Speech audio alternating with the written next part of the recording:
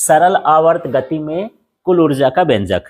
ठीक है, सरल आवर्त गति में कल हम जो पढ़ रहे थे तो विस्थापन का व्यंजक निकाले, वेग का व्यंजक निकाले और त्वरण का व्यंजक निकाले थे। और यदि उसमें त्वरण का निकाल देते हो तो तीनों इकट्ठा आ जाते हैं। ठीक है, अब यहाँ पर है कि सरल आवर्त गति में कुल ऊर्जा कितनी होगी, उसके लिए हमको सूत्र निकालना है। ठीक, तो जो हमारा पहला काम है वो निकालना है क्या, गतिज ऊर्जा, और फिर हमको निकालना है स्थितिज ऊर्जा। फिर दोनों को मिला देंगे तो क्या हो जाएगी, कुल ऊर्जा। क्योंकि जब सरल आवर्त गति होती है तो उसमें दो तरह की ऊर्जा होती है, स्थितिज ऊर्जा भी होती है और गतिज ऊर्जा भी होती है, और दोनों को मिलाएंगे तो उसकी क्या हो जाएगी, कुल ऊर्जा। ठीक है, तो सबसे पहले वहीं पर मैं लिख देता हूं क्या, SHM में गतिज ऊर्जा। ठीक है, SHM कल बताया था, इसी का शॉर्ट फॉर्म है सरल आवर्त गति या सिंपल हार्मोनिक मोशन। तो आप चाहो तो SHM लिख सकते हो, नहीं लिखना है तो सरल आवर्त गति में गतिज ऊर्जा लिख सकते हो। तो जो गतिज ऊर्जा का सूत्र है, ये रेसिपी लिखा है, इसको फॉलो कर लेना है यार। क्या लिखा है, K बराबर 1/2 और क्या होता है, mv²। ठीक है, कल हम जो वेग का सूत्र निकाले थे उस सूत्र को यहां पर रख देना है ना। तो यहां पर मैं लिख देता हूं क्या, सरल आवर्त गति में वेग। तो वेग का सूत्र देख लो, क्या निकाले थे, v = -ω/√a² - x²। सरल आवर्त गति में वेग निकाले थे, मिला लेना इसको। ठीक है, ये v का मान है, इस v का मान इसमें क्या कर देते हैं, रख देते हैं। तो यहां पर लिख देते हैं v का मान रखने पर तो क्या आ जाएगा बताओ, K बराबर 1/2। ठीक, फिर क्या हो गया, m, फिर v का मान है ये, तो ये -ω/√a² - x² का होल स्क्वायर। ठीक है, तो कुछ नहीं करना है, ये जो हमारे पास v है उसकी जगह पर ये मान रख देना है, इसका स्क्वायर है तो स्क्वायर कर दिए हैं। ठीक है, अब इसको थोड़ा सा हल कर देते हैं तो K बराबर 1/2 ये हो जाएगा m। ठीक है, अब इसको खोलते हैं कोष्टक को, देखो तो ये माइनस और माइनस का गुणा क्या हो जाएगा, प्लस, तो माइनस का काम खत्म। फिर ओमेगा और ओमेगा का गुणा तो क्या हो जाएगा, ये ω²। ठीक है, फिर रूट से हट जाएगा, स्क्वायर करेंगे तो अंदर क्या बचेगा, a² - x²। ये देखो इस लाइन को समझे। ठीक है, इधर का पूरा वैसे के वैसे उतार देना है, इसका जो है माइनस का स्क्वायर तो प्लस हो जाएगा और ओमेगा का स्क्वायर ω² हो गया। इसके अंदर केवल रूट हटेगा, स्क्वायर करेंगे तो। और जब ये हट जाता है तो चलो इसके अंदर कोठा में घुस जाते हैं, इसके जो बाहर है उसका गुणा कर देंगे तो क्या आ जाएगा यार, K बराबर 1/2 m ω² और क्या आ गया, a²। फिर माइनस, फिर से देखो इस चीज को दो बार, एक बार इसके साथ लिख देना, एक बार इसके साथ लिख देना जो बाहर है। ठीक, तो क्या आ जाएगा बताओ, 1/2 m ω² और यहां पर क्या हो जाएगा, x²। इसका माइनस तो इधर लग गया। इस तरह से ये क्या आ गया, गतिज ऊर्जा। क्लियर हो गया। तो सिंपल सा है, स्टेप फॉलो करोगे तो ये बन जाएगा। इसके बाद अगले स्टेप में हम किस में चलते हैं, स्थितिज ऊर्जा निकालेंगे। ठीक है, ये हमारा ये वाला स्टेप कंप्लीट हो गया, गतिज ऊर्जा वाला।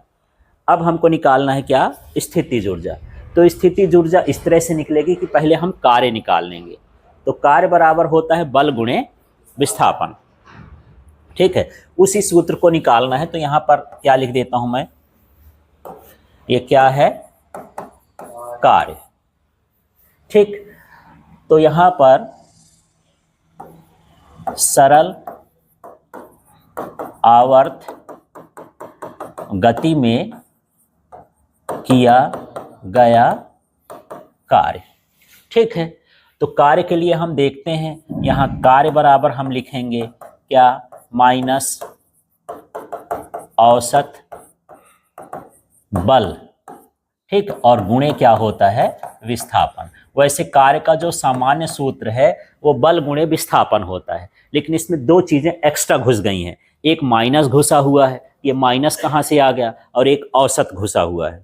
ठीक है, क्योंकि जब सरल आवर्त गति होती है तो उसका बल धीरे धीरे बढ़ता है। जैसे आप झूला झूलाते हो तो जैसे धक्का मारोगे तो उसके त्वरण का मान घटेगा बढ़ेगा, माने बल का मान भी क्या होगा, घटेगा बढ़ेगा। ठीक। और जिसका मान घटता और बढ़ता है उसी के लिए हम क्या निकालते हैं, औसत। ठीक है, यहाँ पर आप बैठे हो तो सबकी ऊंचाई अलग अलग है, तब मुझे पता करना है कि यार इसका बीच का एवरेज क्या होगा, तो हम क्या करेंगे, सबकी ऊंचाई को जोड़ के उतने का क्या करेंगे, भाग। यदि सबकी ऊंचाई एक जैसे होती कि सब 5 फीट के हैं तो क्या औसत निकालने की जरूरत पड़ती, नहीं पड़ती। तो जब अलग अलग मान होता है तब हम क्या निकालते हैं, औसत। और दूसरा, जो बल की दिशा होती है, त्वरण की दिशा होती है, हमेशा माध्य स्थिति की ओर होती है, तो ऋणात्मक हम उसको ले लिए, दिशा कहाँ हो जाएगी, ऋणात्मक। जैसे हम धक्का मार रहे हैं उधर, लेकिन वो झूला फिर कहाँ आएगा, इधर ही आएगा, तो बल लग रहा है उधर और उसके आने की जो दिशा है वो कहाँ है, माध्य स्थिति की ओर है, इसलिए वहां पर बल क्या हो जाता है, ऋणात्मक हो जाता है, किया गया कार्य क्या होगा, ऋणात्मक। ठीक है, ऐसा नहीं है कि हम झूले को धक्का दिए तो झूला आगे बढ़ता जाएगा, धक्का दिए है तो थोड़ा लास्ट तक जाएगा, फिर कहाँ लौट के आएगा, पीछे की ओर, तो हमारे बल के क्या हो गया, विपरीत हो गया, इसलिए हम यहां पर क्या लगाए हैं, माइनस।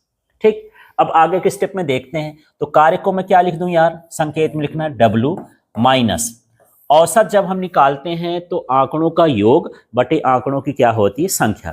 तो हम 2 मान लेते हैं कि शुरू में एक को बल नहीं लगाए, तो बल का मान क्या था, 0। बाद में हम F बल लगाए तो प्लस क्या हो जाएगा, F, तो दोनों का जोड़ कर दिए और बटे में क्या कर दिए, 2।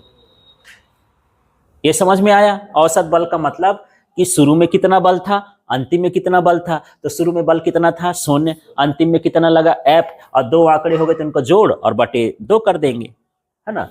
अब विस्थापन को हम किससे दर्शाते हैं, इसमें x से, तो यहां पर क्या लिख देता हूं, x। तो यहां गुणे भी है, x भी है, ऐसा वाला x मत बताना, नहीं पता न चलेगा कौन गुणा है कौन x है, तो यही वाला, ये वाला कर्सिव वाला x लिखना है आप लोग, ठीक है ना। चलो अब आगे के हिस्से में चलते हैं यार। तो यहां पर इसमें कुछ मान रखते हैं, W इक्वल टू ये हो जाएगा -1/2, ये माइनस लगा ही हुआ है, ये 2 को हम इधर ले आए। अब अपने पास क्या बचा यार, यहाँ पास है ना, ये बचा F गुणे x, तो यहाँ पर हो जाएगा W इक्वल टू -1/2। F का हम सूत्र जानते हैं क्या होता है, ma, और ये क्या है, x, बगल में लिख देंगे, F इक्वल टू क्या होता है, ma। ठीक है, पहले पढ़ चुके हो बल के गति के नियम वाले चैप्टर में। ठीक है, अब यहाँ देखना W इक्वल टू -1/2। ठीक है, अब ये गुणे क्या हो गया, m, और त्वरण हम निकाले हैं सरल आवर्त गति में, तो सरल आवर्त गति में त्वरण का व्यंजक क्या था, देख लो, a इक्वल टू क्या था, -ω²x, यही है। ठीक है, तो इसकी जगह पर ये लिख देता हूं -ω²x। यहां पर जब हम करेंगे तो यहां पर त्वरण की भी जरूरत पड़ेगी, और त्वरण का मान क्या रहेगा, -ω²x। क्लियर हो गया। ठीक है, और साथ में एक ठो x और है ना, तो यहां इंटू क्या कर दूं, x।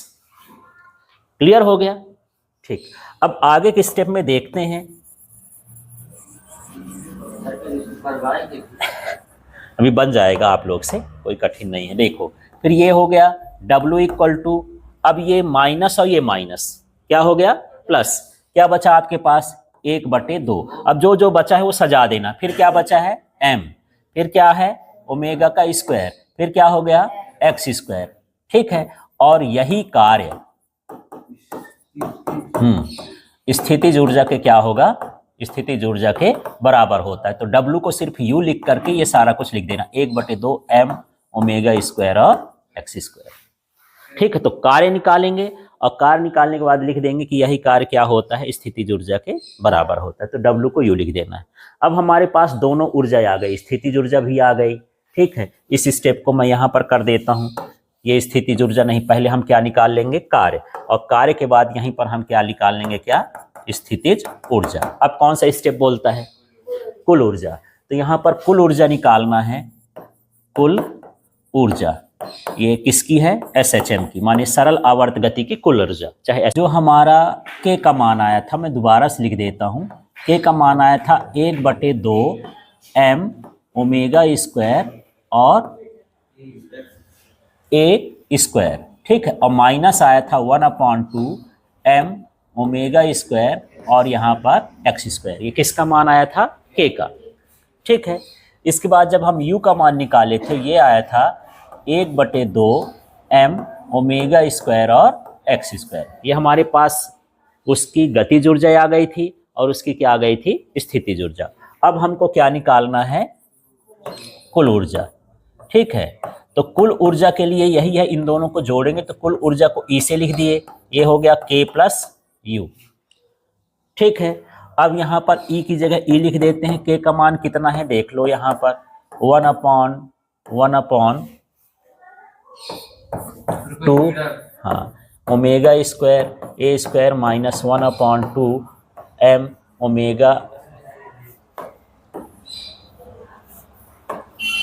ओमेगा स्क्वायर और क्या हो गया एक्स स्क्वायर। ये किसका मान हुआ, के का। तो पूरा का पूरा मान ये वाला के स्थान पर लिख दिए। फिर क्या हो गया यहाँ प्लस, अब u का मान है तो u का मान ये वाला लिख देंगे तो क्या हो जाएगा। ठीक है, कुछ इसमें कटने लायक दिख रहा है क्या, हाँ, तो ये वाला पूरा का पूरा ये कट गया। तो यहाँ पर E बराबर कितना आ जाएगा, 1/2 m ओमेगा स्क्वायर और ए स्क्वायर। यही इसकी क्या है